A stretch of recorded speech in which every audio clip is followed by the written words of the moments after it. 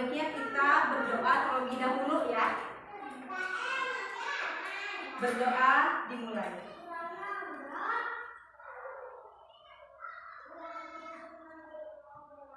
Selesai. Sebelum memulai pelajaran, ini itu ada sedikit permainan kata. Ya. Ada kata-kata yang diacak. Mau nggak bermain? Bermainnya per kelompok ya. Oke. Ini kelompok 1, ini kelompok 2. Semuanya berdiri. Nanti kalau yang mau mencoba ya, itu acungkan tangan. Ketua kelompoknya, oke? Ketua kelompok 1, Anja. Ketua kelompok 2, Jidan. Siap?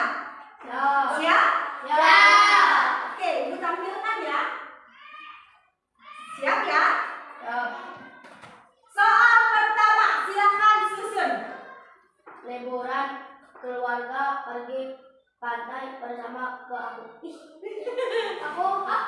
Aku liburan. Coba tangan dulu. Ya? Aku Keluarga pergi bersama liburan ke pantai aku. Gimana? Salah. Oke, siapa lagi yang mau coba? Kalau apa kan juga ngomong. Aku liburan keluarga pergi ke pantai bersama aku. Aku liburan pergi ke pantai bersama aku. Gimana? Sudah tepat kan?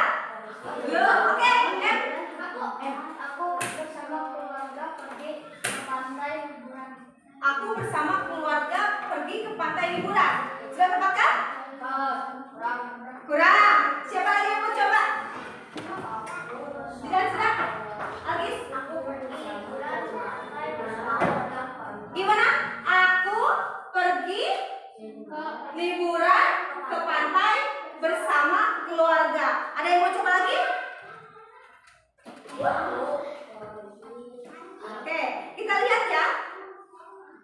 Aku tadi apa? Aku pergi ke pantai bersama keluarga. Liburannya? Aku pergi liburan ke pantai. bersama keluarga. Oke. Boleh semuanya diulang? Aku pergi ke liburan. bersama keluarga. Oke, kita cek ya. Betul atau salah? Betul atau salah? Betul. Oke, tepuk tangan untuk kelompok 2. Mau coba lagi?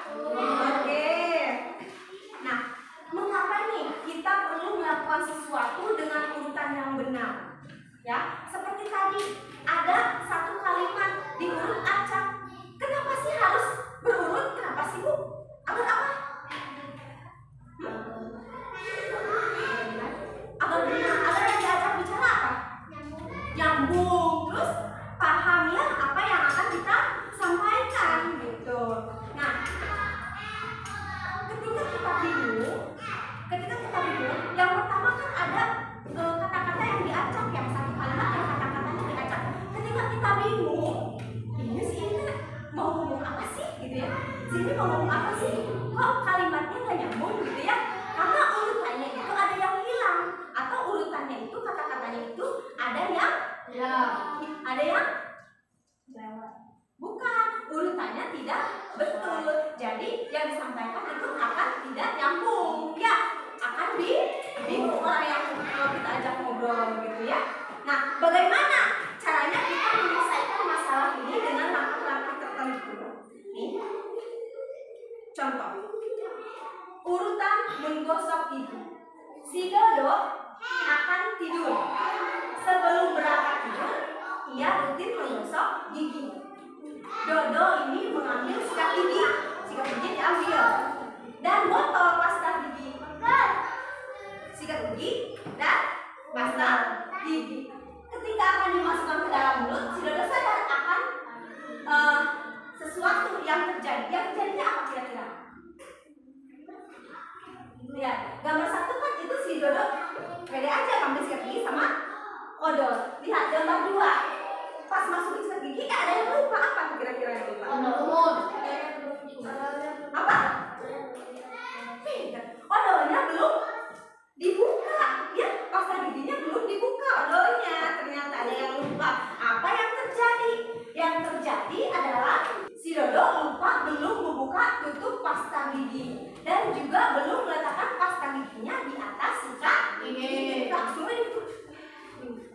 Nah, penting sekali dalam kehidupan sehari-hari ini bahwa kita harus bisa mengurutkan langkah-langkah detail dan rinci. Jadi ulas sampai sikat gigi ulah, betul ya kan? Salah kan? Jadi sih berhalang, ini tengah udah kan pasti ada akibatnya begitu.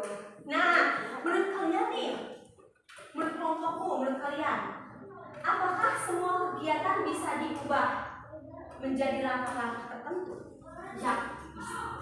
Menurut kelompokku, Ci, apa yang dimaksud dengan berpikir komputasional? Sistematis, logis, logisnya masuk akalnya. Sistematis deh, sistematis deh. Urutnya berurutan, tidak bisa yang misalkan kita sikat gigi dulu, baru meletakkan pasta gigi, gitu ya, betul ya? Oke. Nah, berpikir komputasional ini adalah cara berpikir untuk menyelesaikan masalah. Sikat gigi kan masalah ya, maksudnya ajaran sikat gigi kan itu harus dilaksanakan, itu anggap aja masalah kita sehari-hari ya. Oke. Nah, dengan berpikir komputasional yakni cara berpikir untuk menyelesaikan masalah secara logis, masalahnya yang masuk akal gitu ya, penyelesaiannya masuk akal, dan sistematis teh berurutan dengan menggunakan prinsip-prinsip ilmu komputer. Jadi seperti cara kerjanya komputer. Nah, komputasional ini kita tidak hanya belajar coding saja, tapi melatih berpikir secara terstruktur. Terstruktur teh kumaha? Bertahap. Ya, jika tadi balik sikat gigi, berarti orang hendak apa? Odol, ngambil apa lagi? Sikat gigi. Jadi ambil peralatannya ya, kemudian odolnya dibuka, gitu. Kemudian diletakkan ke sikat gigi. Baru kita kumur-kumur terus sikat gigi. Kalau tidak terstruktur, kalau tidak sistematis itu akan terjadi kesalahan seperti tadi molok nih ke ayah Yuna, ke ayah busaan, gitu kan ya, seperti itu. Oke. Jadi pembelajaran coding ini tidak hanya melulu tentang komputer ya, tapi tentang masalah sehari-hari, bagaimana kita menyelesaikan masalah sehari-hari seperti komputer memproses informasi. Oke. Contoh lagi misalnya, make a breakfast, membuat sarapan. Membuat sarapannya roti, membuat roti bakar, roti apa? Panggang. Roti panggang. Kemudian membuat teh, ya, membuat teh roti. Nah, contohnya bisa kita membuat roti dan membuat teh. Dalam berpikir komputasional itu ada 4 unsur, yaitu yang pertama dekomposisi, yaitu memecah masalah yang besar. Contohnya sekarang kita mau bikin sarapan, masalahnya ya kita pecah-pecah, yaitu di dekomposisi. Komposisi itu komponen ya, jadi dipecah menjadi bagian-bagian kecil masalah itu. Berarti ketika kita mau sarapan roti panggang ya dan teh, itu yang harus disiapkan itu apa saja? Alat dan bahan. Terus kita harus membuat roti panggangnya, kemudian menyiapkan roti, pinter, apa lagi? Dipanggang rotinya, kemudian kemudian membuat teh. Untuk membuat tehnya ya, membuat tehnya itu harus direbus airnya. Terus harus apa lagi? Iya, kemudian kemudian betul, kemudian menyajikan di meja, baru kita menikmati. Itu yang harus kita lalui untuk menyiapkan sarapan paginya roti dan teh. Itu yang harus kita lalui. Namanya ini dekomposisi. Nah, kalau mau seperti ini kita kan harus ada mengambil air ya kan? Berarti ke kamar mandi, membuka keran gitu ya. Nah, itu namanya dekomposisi. Kita memecah masalah besar menjadi tugas-tugas yang kecil. Kita harus tahu ketika kita akan memecahkan masalah yang harus kita lakukan apa saja. Ya, itu namanya dekomposisi. Kemudian yang kedua yaitu pengenalan pola. Bagaimana kita ketika memecahkan suatu masalah ini melihat pola dari aktivitas yang mirip, yang berulang. Contohnya, setiap mau menyajikan minuman panas itu kita harus apa? Merebus air. Membuat makanan kita harus apa? Menyiapkan apa? Bahan-bahannya perlu disiapkan ya. Kemudian urutan kerjanya, cara membuatnya seperti apa? Ada lagi apa? Setelah alat-alat bahan harus apakah dikuali saja? Apakah dipanci saja? Tidak, tapi harus disajikan. Setiap kali kita akan melakukan itu, ini selalu ada gitu ya. Ini namanya pola ya. Kemudian kita harus mengenali polanya itu seperti apa. Nanti akan terbiasa. Yang ketiga yaitu abstraksi ya. Abstraksi atau menyaring informasi, mengabaikan detail yang tidak perlu. Jadi ketika kita mau menggosok gigi, perlukah kita misalnya nyanyi di kamar mandi? Ya. Jadi yang penting-pentingnya saja kita fokuskan, yang nggak penting kita abaikan. Urutan langkah, bahan utama dan alat utama itu yang penting. Yang diabaikannya ketika misalkan kita mau sarapan warna biru. Ibu, aku mau sini, nggak bisa kalau nggak di piring plastik, gitu ya. Ibu, aku maunya piringnya yang ini aja kalau makan. Nah itu kan, itu kita abaikan. Itu akan memperbesar masalah, akan memperbesar masalah, akan memperrumit pekerjaan kita, betul nggak? Ya, contohnya misalkan makan.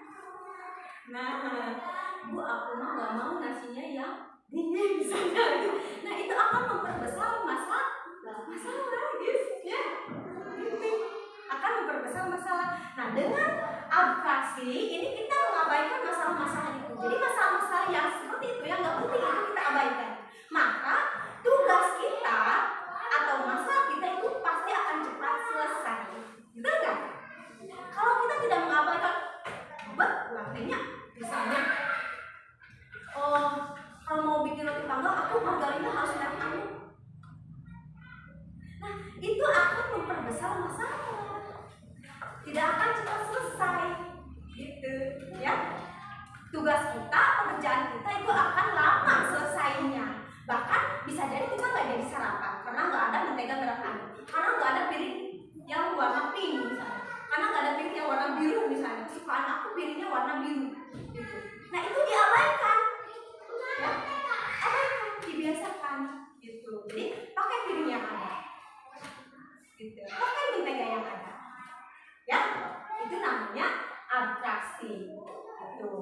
Ya, cukup dengan udah kita ngambil aja 2 potong roti, gitu ya.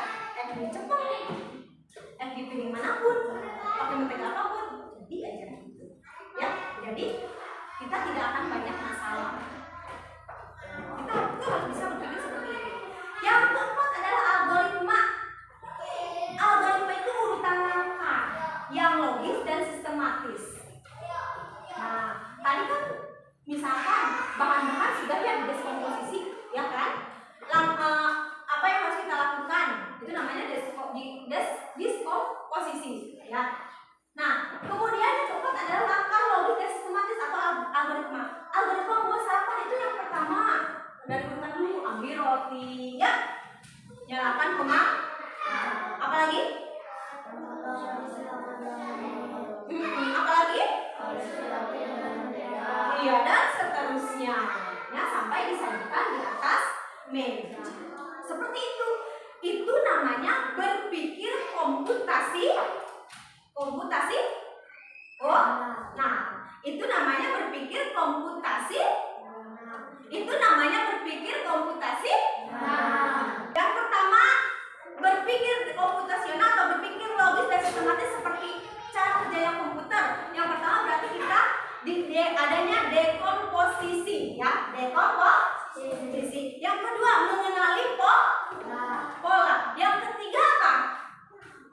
Abstraksi. Yang keempat, algoritma. Good job, ya. Jadi, yang materi kita hari ini. Nah, setelah ini kalian mengerjakan LKPD secara berkelompok, ya. Nah, di sini ada LKPD berpikir komputasional. Bagaimana urutan menyikat, ya. Oke, silakan berkelompok.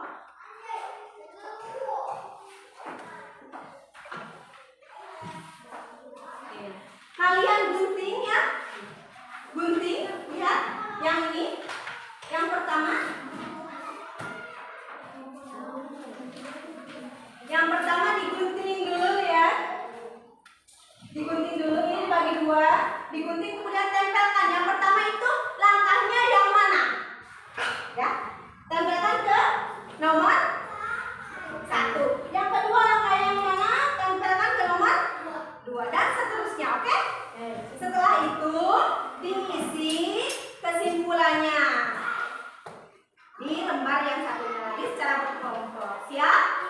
Ya, silakan dikerjakan.